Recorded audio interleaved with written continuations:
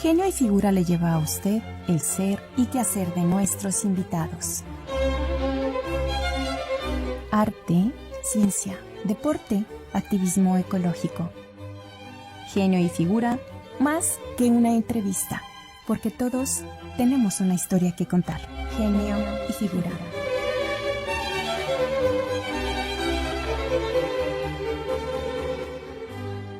Hola, ¿qué tal? Mi nombre es Jorge Ernesto Ramos. De profesión soy bailarín clásico y ahora pues ya, por cuestiones de tiempo y edad, me dedico a dar clases de ballet. Nací aquí en Aguascalientes hace bastantitos años, 62. Y pues me dedico ahorita a dar clases de ballet, asesora de escuelas y también trabajo en televisión y radio aquí en Aguascalientes. Bueno, mi experiencia profesional empieza cuando soy egresado de la Escuela Nacional de Danza Clásica, de una escuela que ya ahorita ya no existe, se llama Sistema Nacional para la Enseñanza Profesional de la Danza, que devino en lo que es ahora la Escuela Nacional de Danza Clásica y Contemporánea. Pertenezco a la segunda generación de bailarines profesionales de México. Y ya de experiencia profesional, trabajé en la Compañía Nacional de Danza, fui bailarín de la Compañía Nacional de Danza y posteriormente, al mismo tiempo empecé a dar clase. Yo empecé a dar clase muy jovencito. Trabajé en el Centro Universitario de Teatro de la Universidad Nacional Autónoma de México, trabajando con actores y más adelante trabajé preparando bailarines en diferentes escuelas a lo largo del país. Pertenece a un grupo de maestros que, comandados por el maestro Tulio de la Rosa, fuimos a dar cursos de capacitación para maestros y bailarines en diferentes escuelas que ahora son escuelas profesionales, como la escuela de Mazatlán, la escuela de danza en Mérida, en Zacatecas, en varios estados. Y al mismo tiempo seguía yo bailando en pequeños grupos, principalmente de ballet, pero hice 2 que 3 cosas de danza contemporánea y luego ya me retiré bastante joven porque como que terminé mi ciclo de intérprete y me dediqué ya a dar clases. Actualmente tengo 37 años de dar clase. Un tiempo también estuve aquí en el Instituto Cultural de Aguascalientes. Fui secretario técnico académico antes era la Escuela de Danza del Instituto, antes de que fuera la Universidad de las Artes. Estuve 2 años y ya posteriormente me dedico a trabajar de manera libre, donde me inviten, yo voy. En San Luis Potosí asesorado escuelas, en Zacatecas, en Torreón y en muchos otros lugares. Una de las cosas importantes que tenía la formación en la Escuela Nacional de Danza Clásica es que tenías la participación en las funciones de la Compañía Nacional de Danza, lo que te permitía irte profesionalizando al mismo tiempo que estabas en la escuela, participando en funciones profesionales. ¿Qué significa esto? Que estabas en funciones en una temporada completa de la Compañía Nacional de Danza. Por ejemplo, nosotros teníamos, desde que estás en la escuela, participación en las funciones oficiales de Cascanueces, de Lago de Cisnes, de Bella Durmiente, según el repertorio que va teniendo la compañía. En ese entonces, pues lo que es muy tradicional, en diciembre participar en Cascanueces, y ahí me tocó ser desde soldadito, niño de la fiesta, hasta llegar a Vals de las Flores y algunas de las danzas, como danza rusa y todas estas cosas, ¿no? Y creo yo que es una de las partes que les hace falta a las escuelas, no nada más en Aguascalientes, en toda la provincia, porque no tienen el fogueo profesional que se necesita. En la escuela donde yo estudié, al final del año escolar, tenías un bagaje de 3 temporadas, que participabas en diciembre, en las temporadas propias de la escuela y en las temporadas de la Compañía Nacional de Danza, en teatros pues, totalmente profesionales. A mí tuve la fortuna de ver de esas cosas que suceden de chiripazo. Yo debuté cuando el Teatro de Bellas Artes cumplió 50 años. Se hicieron una serie de funciones, una de teatro, una de música, una de danza, y yo debuté en la función de danza del 50 del Palacio de Bellas Artes, que es un poco anecdótico porque pues el Palacio cumple 50 años una sola vez en la vida, ¿no? También me tocó participar en la inauguración del Teatro de la Ciudad de Monterrey. en el Festival Cervantino en los primeros años.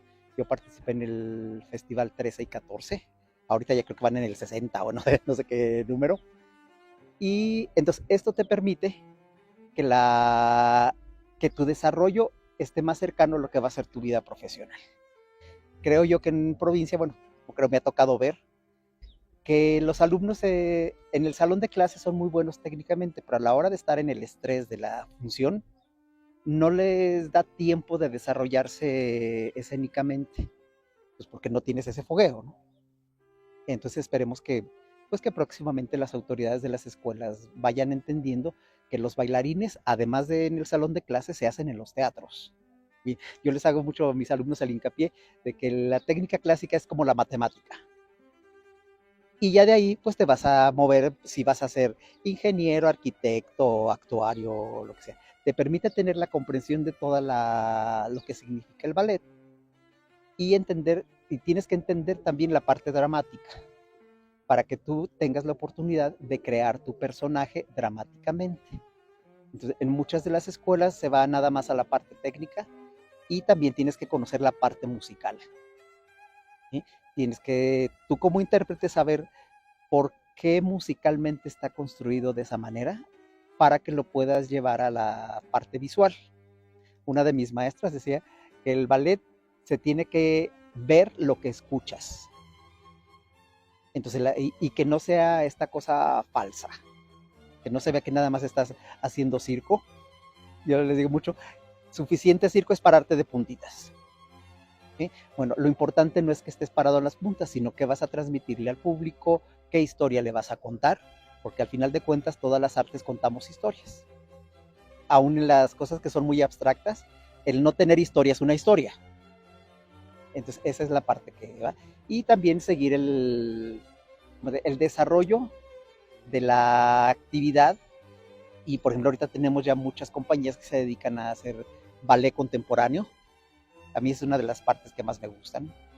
También en la parte de la composición, que tienes que entender cómo están hechas las obras, por qué Bella Durmiente corresponde a una estructura que es diferente a la del Lago de Cisnes, diferente a las de Giselle, y entender los periodos de la danza, porque cada uno de ellos se baila de manera diferente. Puedes hacer el símil con la música. No es lo mismo escuchar música romántica que música clásica, que música contemporánea, que música concreta. Entonces, aunque todos tienen el mismo lenguaje, ¿sí? Pero estás diciéndolo de manera diferente. También yo se los pongo a mis alumnos maestros, mucho la idea de, es un idioma que tenemos que hablar, pero diciendo las cosas de nuestro tiempo. El idioma español es el mismo prácticamente que el que tenía Sor Juana, que el que usó Octavio Paz y el que usan los escritores contemporáneos, ¿no? Con problemáticas muy diferentes, aunque al final de cuentas tenemos así de los grandes temas, por ejemplo, el amor en todas las artes está permeado, ¿no? Y entender, por ejemplo, una de mis maestras nos decía que sigue teniendo resonancia ahorita el ballet Giselle casi en todas las épocas, porque habla de las enfermedades del amor. Giselle muere de amor. Bueno, a las personas que en estas épocas ven Giselle, los jovencitos ahora posmodernos y punkis y demás cosas, millennials y demás, también sufren el desamor. Entonces, ¿qué le vamos a ir agregando o qué vamos a intensificar en la parte dramática de un ballet como Giselle para que siga teniendo importancia y le siga diciendo algo a los jóvenes de ahorita? Incluso en estos que son muy tradicionales como Cascanueces, como Bella Durmiente, como todos estos. Y darles una resignificación para que sigan siendo valiosos en nuestras épocas. Se ha hablado mucho de las características físicas de los bailarines y es esencial que la gente que nos escuche entienda que para esta carrera en especial, y me refiero particularmente a los bailarines de danza clásica, es muy importante el que sean seleccionados por su físico, primeramente. ¿Por qué? Porque la técnica que vas a desarrollar, la manera en que te vas a mover mecánicamente, necesita cuerpos de características muy particulares, ¿sí? Que son piernas largas, un talle corto, una cabeza pequeña, un cuello largo, brazos largos, Y aquí sé que en estas épocas es casi pecado hablar de estas cosas, pero es un asunto del peso, ¿sí? Generalmente en las mujeres se pide que sea un 10%, un 10% menos del peso que según tu estatura deberías de tener. Por decirte algo, si tu peso ideal sano es de 50 kilos, bueno, pedimos que sea de 45, ¿sí? Sin llegar a trabajar en esa parte enferma físicamente, ¿eh? Nos han tildado mucho de que nosotros promovemos la anorexia y la bulimia y no sé qué, y cosa más complicada. No dudo que haya ahí maestros que caigan en ese terreno, pero simplemente por asuntos de fuerza, una bailarina anoréxica no puede trabajar físicamente, ¿eh? ¿Y qué es lo que tienes que hacer? Pues estar bien alimentado. Cuando estás bien alimentado y estás ejercitado, mantienes ese nivel. Y otra parte que es muy importante, la inteligencia emocional y artística. Es importante que los maestros se den cuenta desde el principio con qué tipos de alumnos vamos a trabajar, porque necesitamos que sean inteligentes, responsables y todo a edades muy jóvenes. Una carrera de bailarín se empieza ya profesionalmente a los 17 años. Entonces, cuando en otras carreras apenas estás entrando a estudiar, aquí ya tienes que ser un profesional. Entonces, con todo esto, sí somos personas muy particulares, con características muy especiales, y por eso tenemos que hacer una selección muy ardua para todo esto. Pues mira, afortunadamente soy un maestro que sigue trabajando. He tenido la oportunidad de trabajar en todos los niveles de la enseñanza de la danza clásica, desde la escuela más pequeñita que te puedas imaginar. Hace un tiempo trabajaba en un tejabán aquí en Villa Juárez. He trabajado en preescolar, en primarias, en secundaria muy poquito, porque para mí es una edad muy complicadita.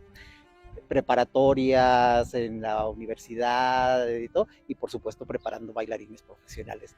Mis planes son seguir trabajando donde yo sienta que puedo aportar algo y donde las personas que estén a mi cargo puedan seguir aportando. Pues, ¿qué les puedo decir? Pues si es lo que tú quieres hacer, lo más que puedes hacer es estudiar, volverte profesional, volverte un especialista en cada una de las actividades que decidas. Si va a ser la música, si son las artes visuales, obviamente si es la danza. La danza tiene una característica que no tienen todas las demás, que es al menos en la parte de interpretación, es una carrera muy corta. Entonces tienes que estar preparado para montarte a la siguiente etapa, sea como un maestro, un coreógrafo, un promotor de la danza, etcétera. Y todo esto requiere una preparación profesional. Afortunadamente, desgraciadamente para muchos, pero afortunadamente para la mayoría, esto tiene que hacerse de forma profesional. Se estudia todo esto y por supuesto que si eres bueno tienes una retribución económica suficiente para llevar una vida digna, y tenemos que nosotros mismos ser los promotores de estas actividades, que las personas nos vean pues como profesionistas dignos. Más que nada un agradecimiento a Genio y Figura por haber hecho esta entrevista, y pues sigo sus órdenes. Para la gente que quiera puede buscarme por Facebook, así Jorge Ernesto Ramos, y ponerse en contacto para lo que necesiten, sean asesorías o simplemente para platicar.